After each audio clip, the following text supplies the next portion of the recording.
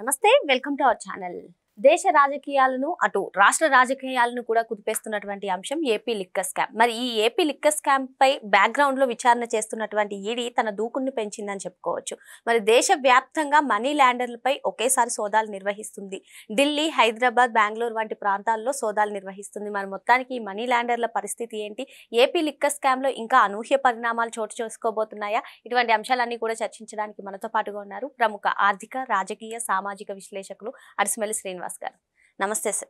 నమస్కారం అండి. AP liquor scam గురించి రోజుకొక సంచలనమైనటువంటి వార్తలు, రోజుకొక ట్విస్టులు ఇవన్నీ కూడా బయటకు వస్తున్నాయి సార్. మరి ఈ నేపథ్యంలోనే బ్యాక్గ్రౌండ్ లో సైలెంట్ గా విచారణ చేస్తున్నటువంటి ఈడీ మరి దేశవ్యాప్తంగా మనీ ల్యాండర్ల పైన సోదాలు నిర్వహిస్తుంది. ఢిల్లీ, గుజరాత్, కర్ణాటక ఇటువంటి ప్రాంతాల్లో సోదాలు నిర్వహిస్తుంది సార్. మరి ఏం జరగబోతుందంటారు లిక్కర్ స్కామ్ లో? నెక్స్ట్ ఇంకా ఎవరినైనా అరెస్ట్ చేసే అవకాశాలు ఉన్నాయంటారా? మరో పక్క చూసుకున్నట్లయితే సిట్ అధికారులు రెండో అనుబంధ ఛార్జ్ షీట్ ఫైల్ చేయడం, నెక్స్ట్ జగన్మోహన్ రెడ్డినే విచారణకు పిలుస్తారని చెప్పడం, నెక్స్ట్ ఏం జరగబోతుంది అంటారు సార్? ఇప్పుడు యాక్చువల్గా ఆంధ్రప్రదేశ్లో సిట్ దర్యాప్తు జరుగుతుంది. 1 సంవత్సరం 2 సంవత్సరాల క్రితం నుంచి ఢిల్లీ లిక్కర్ స్కాము, మన కవిత గారి అరెస్టు, అదొక సంచలనం. 150 కోట్లు పాలసీ మార్చినందుకు ఇతరులకు బెనిఫిట్ అయ్యేలా పాలసీ మార్చారు. అందులో 150 కోట్లు స్కామ్ జరిగిందన్న దాని మీద ఈడీ చాలా సీరియస్గా తీసుకుని ఢిల్లీ ముఖ్యమంత్రిని కూడా అరెస్ట్ చేయండి, డిప్యూటీ సీఎంని, మంత్రుల్ని అందరిని అరెస్ట్ చేసింది.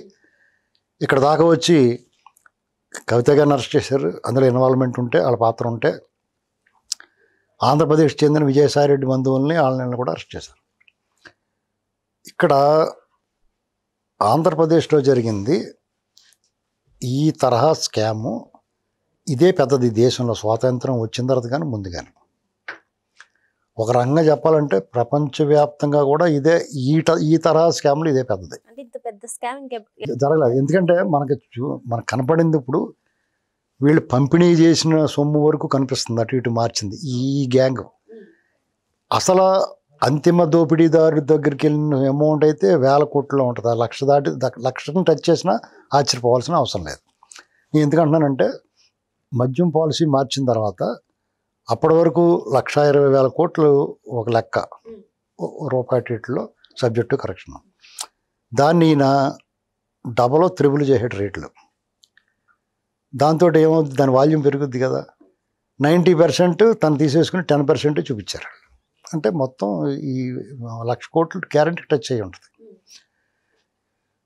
మరి ఎన్ఫోర్స్మెంట్ డైరెక్టరేట్ అంటే పరిధి విస్తృతంగా ఉంటుంది వాళ్ళ పరిశోధనకి, దర్యాప్తుకి. వాళ్ళు ఒకవేళ విదేశాలు, ఇప్పుడు జగన్మోహన్ రెడ్డి విదేశాలకు తరలించాడు. మన సిట్ దర్యాప్తు బృందం విదేశాలకు వెళ్ళి వాళ్ళు వెనక్కి తీసుకురావడం కానీ, అక్కడ దర్యాప్తు చేయడం కానీ కొన్ని ఆటంకాలు, వాళ్ళ పరిధి పరిమితం. ఎన్ఫోర్స్మెంట్ డైరెక్టరేట్ అయితే ప్రపంచంలో ఎక్కడున్నా కానీ అంటార్కిటికాలో అంతా మంచిగా ఉంటుంది. అక్కడ పెట్టినా కానీ తెచ్చేయాలి. అర్థమైందండి. కాబట్టి వాళ్ళకి ఇవ్వటం మంచిదే. వాళ్ళు ఎంటర్ అయ్యి దీనిలో వాళ్ళు కొల చేసుకుని అసలు సుమోటోగా రావాలి, ఈ పాటికే రావాలి. మరి ఎవరు అడ్డం పడ్డారో నక్షత్ర గుళ్ళగా వాళ్ళకి మనకి అర్థం అవ్వట్లేదు. అందరూ అనుకునేది అయితే ఎవడో ఉన్నాడు పైన కాపాడుతున్నాడని, అదే నిజం అనుకునే పరిస్థితి వస్తుంది వాళ్ళు జాప్యం చేసే కొద్ది. ఇప్పుడు మీరు చెప్పినట్టుగా ఈ దేశంలో అనేక రాష్ట్రాల్లో ఈ మద్యానికి సంబంధించి డొల్ల కంపెనీలు పెట్టిన వాళ్ళ మీద ఈడీ దాడులు చెప్తూ హోదాలు నిర్వర్తిస్తుందని చెప్పేసి చెప్తా ఉన్నారు. అయితే ఆంధ్రప్రదేశ్ ఈడీ వచ్చి ఆంధ్రప్రదేశ్ సంబంధించి మద్యం స్కామ్ కనుక వాళ్ళు సోదాలు నిర్వహించి దర్యాప్తు చేస్తే కనుక వాళ్ళందరికీ పిచ్చి వచ్చేస్తుంది. వాళ్ళు ఇప్పటివరకు ఏది చూసి ఉంటారు అలాంటి స్కామ్లు.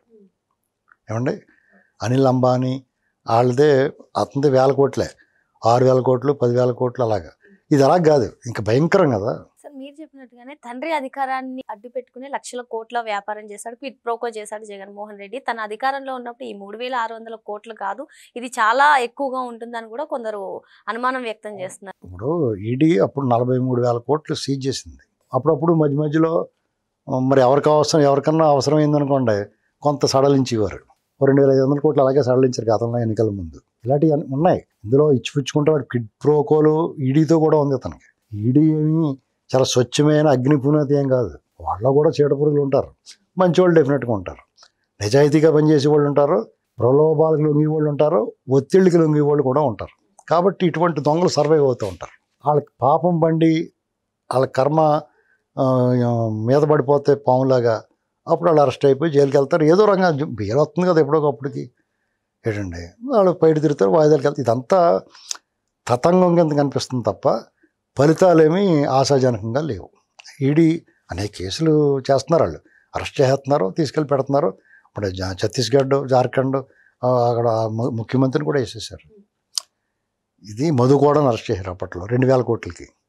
ఏంటండి ఇవన్నీ ఇక్కడ డెఫినెట్గా ఆంధ్రప్రదేశ్లో జగన్మోహన్ రెడ్డి ఆస్తులు డబ్బులు దాచింది హైదరాబాద్ కూడా ఉంటుంది, డెన్నం బెంగళూరులో ఉంటుంది. ఆంధ్రప్రదేశ్లో కూడా అక్కడక్కడ తేగల పాత్ర వేసినట్టు వేసుకుంటారు. తేగలు బుర్రటంకులు ఎక్కువైపోయినాయి అనుకోండి, తాటికాయలు ఒకే చోట వేయకుండా అక్కడక్కడ వేస్తాం కదా మనం కూడా. అలాగే వీళ్ళు పాత్ర వేసుకున్నాడు. అవన్నీ చేయాలి ఖచ్చితంగానే. ఇప్పుడు సిట్టు దర్యాప్తు బృందం వాళ్ళు పాత్ర బ్రహ్మాండంగా నిర్వర్తించారు, దర్యాప్తు అద్భుతంగా చేశారు. చాలా వరకు ఎస్టాబ్లిష్ చేసుకుంటూ వచ్చారు. ఎక్కడా కూడా తడబడకుండా, ఒత్తిడికి లోనవ్వకుండా, ప్రలోభాలకు లొంగకుండా. చాలా ఒత్తిడి ఉంటుందండి, ఎందుకంటే భయంకరమైన ఆఫర్లు ఇస్తారు. వీటికి లొంగకుండా ఇప్పుడు బెయిల్ వచ్చిన వాళ్ళ విషయంలో కూడా ఇవాళ ఏదో తేలాలి. ఇప్పుడు అది విచారణ జరుగుతుంది, అది ఏమైందో చూడాలి. ఇప్పుడు వాళ్ళకి బెయిల్ ఇచ్చాడు ఒక ఆయన, మరి డిఫాల్ట్ బెయిల్ కింద ఇచ్చేసాడు. హైకోర్టు ఏమందంటే డిఫాల్ట్ బెయిల్ గట్టి ఇంకెవద్దు, ఎవరన్నా అలా ఇవ్వడం కరెక్ట్ కాదని ఆపాడు. మరి ఆ పాయింట్ మీద మళ్ళీ వాళ్ళ బెయిల్ రద్దు అవుద్దేమో చూడాలి. ఇక్కడ జగన్మోహన్ రెడ్డికి చాలా అత్యంత సన్నిహితులైన వాళ్ళు, అతను కూడా ఉన్నవాడు సునీల్ కుమార్ రెడ్డి లాంటి ఒక్క అడుగు దూరంలో ఆగాడు జగన్మోహన్ రెడ్డి. ఇది ఎస్టాబ్లిష్ అయ్యి వీళ్ళు అరెస్ట్ చేసిన తర్వాత మళ్ళీ ఈడీ వచ్చిందనుకోండి, ఇతను మాకు కూడా ఇవ్వండి అని పట్టుకెళ్తారు వాళ్ళు. ఆంధ్రప్రదేశ్లో ఏ జైల్లో అయినా జగన్మోహన్ రెడ్డి మనుషులు ఉన్నారు, యంత్రాంగంలో ఉన్నారు. దాన్ని అవాయిడ్ చేయలేకపోతున్నారు. ప్రభుత్వానికి చిత్తశుద్ధి ఉంది, కఠినంగా శిక్షించాలని ఉంది, కానీ ఆ సిస్టంలో దూరిపోయిన వాళ్ళు ఉంటారు. వాళ్ళు ఏం చేస్తారంటే వాళ్ళు కొన్ని నిర్ణయాలు తీసుకుంటారు, దాన్ని సవరించడానికి టైం పట్టేద్ది. ఈ లోపల ఆ గ్యాప్ని వీళ్ళు యూజ్ చేసుకుంటారు, ఈ నేరస్తులు. అదే జరిగింది వ్యవస్థలో కూడా. అలాంటి మనుషులు ఉండి టకాలం వాళ్ళకి పని జరిగిపోయిన తర్వాత దాన్ని మళ్ళీ వీళ్ళు అప్పీల్కి వెళ్ళి ఇవన్నీ చేసుకునే లోపల కొంత గ్యాప్ వస్తుంది. ఇప్పుడు మీకు చిన్న ఎగ్జాంపుల్ చెప్తాను. ఒక కలెక్టర్ గారు, ఐఏఎస్ ఆఫీసర్ కలెక్టర్ గారు ఉండేవాడు. ఆయన 2013 ఆ ప్రాంతంలో ఆయన నిజాయితీపరుడు, చాలా నిజాయితీపరుడు, దళిత సామాజిక వర్గాలకు చెందిన వ్యక్తి. ఆధిపత్య కులాల అహంకారం మీద ఆయనకు ఒక రకమైన అభిప్రాయం ఉంది కాబట్టి ఆయన ఒక భావజాలంతో పనిచేసేవాడు, అత్యంత నిజాయితీపరుడు. ఆయన అలా పనిచేస్తున్నప్పుడు వెస్ట్ గోదావరి కలెక్టర్కి వెళ్ళాడు. ఆయన కలెక్టర్కి వెళ్ళినప్పుడు అక్కడ ఈ రొయ్యల చెరువులు, చేపల చెరువులు ఉంటాయి కదా, అవన్నీ కూడా అగ్ర కులాలు, ఆధిపత్య కులాల చేతిలో ఉండి వాళ్ళందరికీ ఏం చేశాడంటే తెలుసండి, ఒక చిన్న జీవో ఇచ్చాడు, ఒక రూల్ పెట్టాడు. ప్రతి సంవత్సరం వీళ్ళు రెన్యూల్ చేయించుకోవాలి. అది MRO, VRO, MRO, RDO, collector, ఈ 4-5 దాన్ని సంతకం పెట్టాలి. ఎంతమంది సంతకం పెడితేనే వాళ్ళు రెన్యూల్ అవుద్ది అన్నమాట. అది చూడటానికి ఏముంది అని సంతకం పెట్టించుకు వచ్చేస్తాం కదా అనుకుంటారు. ప్రతి సంవత్సరం ఈ తద్దినం ఉంటుంది వాళ్ళకి, రైతులకి, ఆ చెరువులో ఆక్వా రైతులకి. సంవత్సరం అయిపోద్ది, విఆర్ఓ దగ్గరికి వెళ్తారు, అతని దగ్గర ఎంతో కొంత ఇవ్వాలి, సంతకం పెట్టించుకోవాలి. ఎంఆర్ఓ దగ్గరికి వెళ్తారు, ఎంతో కొంత ఇవ్వాలి. లేదా అతను కూడా వెళ్ళి 30 తిప్పలు పెట్టచ్చు, 3 సార్లు తిరగచ్చు. నాకు ఒంట్లో బాగాలేదు, 20 నెలలు పట్టుకుని 2 రోజులు ఆరంటాడు, లేకపోతే వస్తాడు. వచ్చిన తర్వాత ఆ వచ్చిన వాళ్ళు ఓటమి ఇతను నచ్చలేదనుకో, సంతకం పెడతానికి జాప్యం చేస్తాడు. ఇలాగా ఈ 4 దగ్గరికి పెట్టి వాళ్ళు తలప్రాణం తోకొచ్చేది. ఇది దాన్ని వదిలించుకోవడానికి ఒక స్థానికంగా ఉండే మంత్రి, ఆ రైతులు, తర్వాత 2014లో ముఖ్యమంత్రిగా చంద్రబాబు నాయుడు గారు వచ్చిన తర్వాత లబోదీపోం అంటే వెళ్ళి బాబు ఇది పరిస్థితి అంటే వాళ్ళు దయతేల్చి అది ఎత్తేసారు. అంటే అంత తతంగా ఉంటుంది.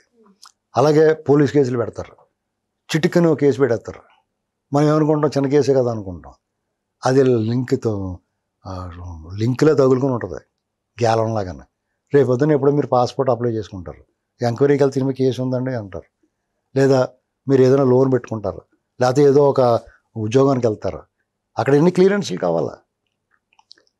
ఇలాంటి పరిస్థితి తగులుకుంటాం. మనం అనుకుంటాం ఏం పర్లేదు అనుకుంటాం, అవి తగులుకున్నాయంటే వదలవు. అవి వెంటనే వీళ్ళు పెట్టినంత ఈజీగా తీసేయడం కుదరదు. ఎవరన్నా తీసేస్తే ఎవడో ఒకడో ఉంటారు కదా, వాళ్ళు పిటిషన్ వేసేయడంకో ఆ కోర్టులు తిరిగి తిరిగి తిరిగి పెద్ద పెంట అయిపోద్ది ఇదంతా. ఇది ఇలాగే ఉంటాయి మన సిస్టంలో, కొన్ని రూల్స్ అలాగ ఉంటాయి. కాబట్టి ఇదంత తేలిగ్గా వదిలి వ్యవహారం కాదు. ఏమైనా ఈ ఈడీ కనుక వీళ్ళని తగులుకుంటే వీళ్ళకి బాగానే ఉంటుంది. కానీ ప్రజలకైతే ఈ వ్యవస్థల మీద, దర్యాప్తు సంస్థల మీద నమ్మకం పోయింది. కారణం ఏంటంటే పుష్కరాలు 12 ఏళ్ళు అయిపోతుంది అతని కేసు ఇదై. మన రాజేష్ గారు చెప్పాడు, అంటే 12 ఏళ్లకు పుష్కరాలను పాట ఉంటుంది. అలాగా ఈ 12 ఏళ్ళు గడిచిపోయింది. ఇతను ఎన్నాళ్ళు కోర్టు విచారణకు హాజరయ్యాడు, ఆ దర్యాప్తు ఏమైంది, ఆ కేసులు ఏమేమి, ఎక్కడున్నాయి, ఎన్ని డిశ్చార్జ్ పిటిషన్లు వేశారు, ఎన్ని ఫైల్స్ పేరుకుపోయినాయి, అవన్నీ చదవటానికి దర్యాప్తు చివరి దశకు వచ్చి, విచారణ చివరి దశకు వచ్చిన తర్వాత జడ్జి గారు ట్రాన్స్ఫర్ అయిపోతాడు, లేకపోతే నేను మానేసేనండి అని వెళ్ళిపోతాడు. మళ్ళీ మొదటికి వస్తుంది, మళ్ళీ కొత్తగా వచ్చిన నేను మొదటి నుంచి విచారణ చేయాలని. ఇది ఎంత దారుణమైన వ్యవస్థ అంటే ప్రజల్ని అసహనానికి గురి చేస్తుంది. అంటే మనం దొంగతనాలు చేసి డబ్బులు సంపాదించి జాగ్రత్తగా వ్యవస్థలను మేనేజ్ చేసుకుని దర్యాప్తు సంస్థలను ప్రభావితం చేసి మనం యథేచ్ఛగా స్వేచ్ఛగా ముఖ్యమంత్రులు కూడా అయిపోవచ్చు అనేటువంటి మెసేజ్ జగన్మోహన్ రెడ్డి ఇచ్చాడు జనాలకి. అందుకనే ఈ మధ్యకాలంలో బరితెగింపు కనబడుతుంది. ఓ 10-15 ఏళ్ళ నుంచి చాలా మార్పు వచ్చింది. నిన్న మొన్న ఒక ఇంజనీర్ గారు ఓ డిఈ ఏమన్నా పట్టుకుంటే 150 కోట్లు దొరికింది అతని దగ్గర. ఇంటి నిండా కట్టల కింద పేర్చేసి ఉన్నాయి. అనేక బినామీ ఆస్తులు, స్థలాలు, పొలాలు. ఎవరిని చిన్నోడిని ఇలా మోగితే కూడా 50 కోట్లు, 30 కోట్లు, 40 కోట్లు అవినీతి సొమ్ము చిన్న స్థాయిలో ఉన్న అధికారుల దగ్గర కూడా. పెద్ద స్థాయిలో ఉన్న ఐపీఎస్, ఐఏఎస్ అధికారులు అయితే హైదరాబాద్ చుట్టుపక్కల స్థలాలు, పొలాలు, ఫామ్ హౌస్లు, విల్లాలు, బంగారపు ఇటుకలు, బంగారపు బిళ్ళలు, కేజీలు బంగారం, వెండి, అసలు ఆ సంపద అంతులేని సంపదతోటి కారిపోతూ ఉన్నారు వాళ్ళు. అసలు ఇది ఎక్కడ పోతున్నాం మనం? మళ్ళీ ఇంకో పక్క చూస్తే ఆ పేదవాళ్ళు 40 ఏళ్ళ నుంచి 2 రూపాయల బియ్యం కాడి నుంచి అలాగే ఉన్నారు, ఇప్పుడు అలాగే ఉన్నారు. ఆ మార్పు రాదు. వాళ్ళు కూడానే మా బాబు, మా తాత 2 రూపాయల బియ్యం తీసుకున్నాడు, మా బాబు 2 రూపాయల బియ్యం తీసుకున్నాడు, నేనన్నా తీసుకోకుండా జాతికి ఏదైనా చేసుకుందాం అని అనుకోవాలి. వాళ్ళు లైన్లో నిలబడి తీసుకున్నాను బాధపడుతున్నారు తప్ప ఆ గోడలను బద్దలు కొట్టుకు రాలేకపోతున్నారు. ఇది పరిస్థితి. కాబట్టి ప్రజలు ఏం చేయాలంటే కరప్షన్, ఇప్పుడు అవినీతిని లెక్క చేయట్లేదు, ఎవడు తినట్లేదు అన్న ఆలోచన ఉన్నారు. మీరు ఆ ధోరణి మారాలి ప్రజలు. యథా రాజా తదా ప్రజ ఇదివరకు, యథా ప్రజ తదా రాజా ఇప్పుడు. కాబట్టి ప్రజల్లో అవినీతి పరుల పట్ల యావగింపు, అసహ్యం వచ్చినప్పుడే వీళ్ళు మారుతారు. గతంలో జైలుకి వెళ్ళి వచ్చిన, తప్పుడు పనులు చేసిన, అవినీతి చేసిన, చెడ్డ పనులు చేసిన, చెడ్డ పేరున్న వాళ్ళని మనుషులు అంటరాని వాళ్ళుగా చూసేవారు. ఒక రకమైన యావగింపు ఉండేది సమాజంలో, వాళ్ళని వేలెత్తి చూపించేవారు. అది ఇప్పుడు లేదు. ఎంత పెద్ద రౌడీ అయితే అంత పెద్ద గొప్ప, ఎంత పెద్ద ఎలాంటి పనులు చేసి నువ్వు చేసినా నీ దగ్గర డబ్బు ఉంటే నువ్వు గొప్పోడు. గాలి జనార్దన్ రెడ్డి వీళ్ళందరూ కూడా డబ్బు ఉంది కాబట్టి గొప్పవాళ్ళు. జగన్మోహన్ వీళ్ళందరూ దొంగోళ్ళు కదా, ప్రజల సొమ్ము దోచుకున్న వాళ్ళు కదా. కానీ మరి వాళ్ళకనే నిజాయితీగా ఉండి రోడ్డు మీద పెసర పునుగులు ఒక క్యాన్లో పెట్టుకుని అమ్ముకుని, లేకపోతే ఇడ్లీలు కట్ట సైకిల్ కట్టుకుని అమ్ముకుంటూ ఉంటారు మూల కార్నర్లో. నిజాయితీగా కష్టపడి పనిచేసి ఆ 4 రూపాయలు సంపాదించుకుని ఇంట్లో వాళ్ళని పోషించుకుని వాడు నిజంగా గొప్పోడు. కానీ అతనికి ఉండి విలువ, వీళ్ళకుండి విలువ ఒకలాగా ఉంటుందా? ఎవరెవరిని మర్యాద ఇస్తున్నారో డబ్బున్నవాడు. మనిషిని ఇంధనం, అది ధనం మనిషిని నడిపించే ఇంధనం. కాబట్టి వాళ్ళకే గౌరవం దొరుకుతుంది. ఆడు ఒకసారి పొజిషన్, అధికారం వచ్చినా, సంపద ఉన్నా, ఆడుకున్న మర్యాదస్తుడికి, నిజాయితీగా ఉన్నవాడికి, నిజాయితీగా ఉద్యోగం చేసిన వాడికి 4 రోజులు కానీ చొక్కా మార్చుకోలేడు. చాలా బాధగా ఉంది పరిస్థితి. మధ్యతరగతి అలా బతకలేకపోతున్నాడు. నువ్వేమన్నా చేయి, డబ్బు సంపాదించు, ఈ ఆలోచనలోకి వచ్చారు ప్రజలు కూడా. అది మారినంతకాలం మనం ఇలాగే చెప్పుకుంటాం. జగన్మోహన్ రెడ్డి జైలుకి వెళ్ళినా కానీ మళ్ళీ అన్నీ బెయిల్ తెచ్చుకుని వచ్చేస్తాడు, బయటకు వచ్చి తిరుగుతాడు. మళ్ళీ వాళ్ళ బాబు చచ్చిపోయాడు, అతను ఈసారి వాళ్ళ అమ్మ చచ్చిపోయిందని చెప్పేసి ఓట్లు అడుగుతాడు. ఏంటండి, మళ్ళీ జనం కూడా అయ్యో పాపం ఒకసారి అంటే వేస్తారు. సరదాగా కూడా చేయడతారు ఒక్కొక్కటి కుక్క నోట్లోని. అలాగే సరదాగా కూడా వేస్తారు ఓట్లు. లేకపోతే ఒక్క శాన్ అడగానే వీళ్ళకి ఏం నొప్పి వచ్చిందని వేసారు ఓట్లు. ఆ కర్మ ఎవరికి పట్టుకుంది, ఎవరికి దోలు తీరిపోయిందండి. మొత్తం అందరూ వాడు చేసిన తప్పుకి, ఒక సగం మంది చేసిన తప్పుకి మిగతా వాళ్ళందరూ కూడా అనిపించారు. ఇది పరిస్థితి. కాబట్టి ఈడీ రావడం మంచిదే, కానీ ఈడీ మంచిదో కాదో అని డౌట్ వస్తుంది అందరికీ. మరో అంశంతో మళ్ళీ కలుద్దాం. Thank you sir.